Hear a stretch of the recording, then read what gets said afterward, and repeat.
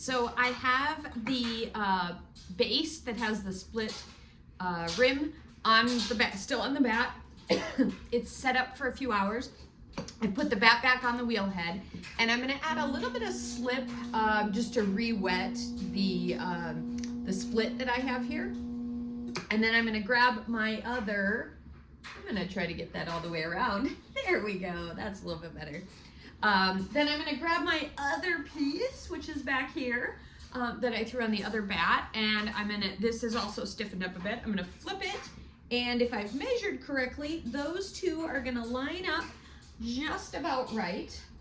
I'm going to grab my cutoff wire, holding it up at the top. I'm going to try to cut straight across, pretty straight.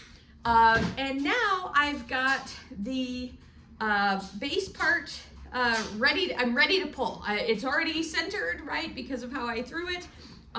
It's ready to be pulled up, and I'll be able to continue working with this as if, just as if it were one piece. I like to have the clay, this kind of split here, because it feels like I'm able to make this seam a little bit stronger. You can tell I didn't get it level exactly, unfortunately. It looks like I put it in a bit crooked, but not a huge deal. I am adding some slip into the inside because it's been sitting for a while, so it's not very wet anymore, and I don't want to stick. So I like to just drag my sponge kind of up and down in there to get some moisture added. You could also use a sponge on the inside. And then I'm going to be able to both continue pulling this, but also doing some shaping and stuff like that. So I'm just going to do a pull kind of all the way through to get things evened out. And then I am planning to stretch out this bottom a little bit. I'd like it to be a little bit rounder. The clay has stiffened up, so I'm being a little bit more forceful, at least until I come to that seam. Now, because I didn't get it lined up as well as I could have, I'm dealing with a little bit of unevenness, and it looks like I had a bit of a gap in there too. Sorry, it doesn't usually happen this way. I actually just did this one here. I did on a separate video, and I'm just seeing which video works better. But I didn't end up with an air pocket. I did this time. So just gonna pop it because basically I've trapped it in there.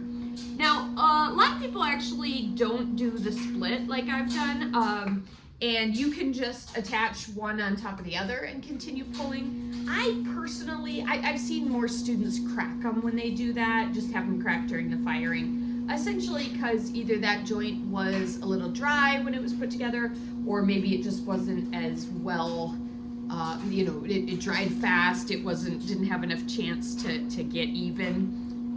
Get the moisture even. So I like this way better. I feel like I lose fewer, I have students lose fewer things this way. But it's also possible to just stack them on top of each other. If you do that, my recommendation is dry them nice and slow. Oh, I was gonna color this, but I forgot I was gonna belly it too. So I'm gonna get in here and do a little bit more stretch. The other one that I was working on, ooh, you can tell I'm sticking a bit. I got a little dry in there. I should probably add some water. On the other one I was doing, I did it a little bit too early, so it was getting a little soft on me, so I had to let it sit up.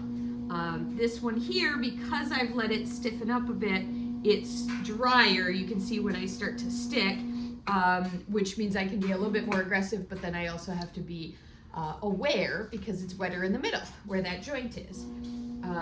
You can, if I were going to add another one, I wouldn't start to do quite so much curving here.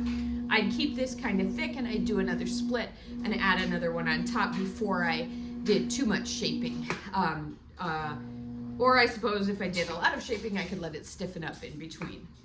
The nice thing about this, keeping them on the bat and adding one after another is you have some control and flexibility over throwing, not all in one day or not all in one sitting. So you can, if you're getting tired or the weight or the wetness is just starting to get away from you, you can take a break and the clay will be ready to go when you come back to it.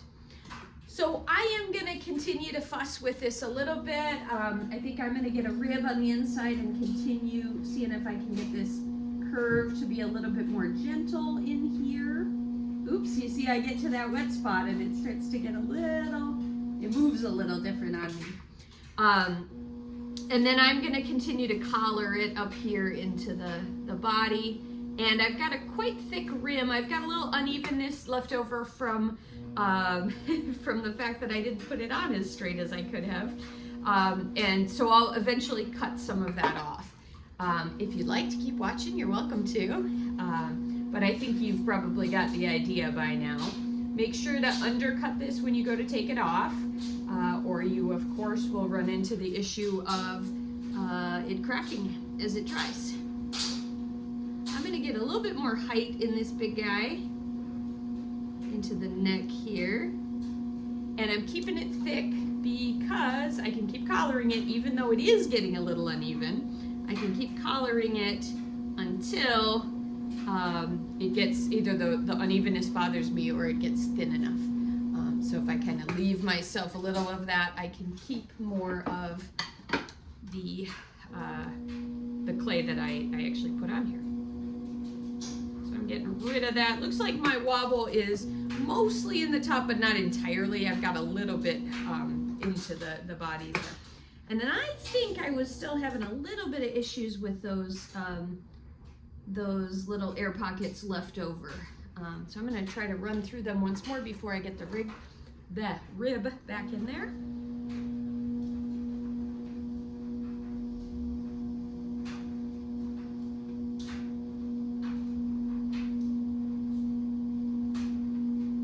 And continuing to throw. So quite a bit bigger because it's quite a bit, you know, it's basically two sections of clay that got centered together.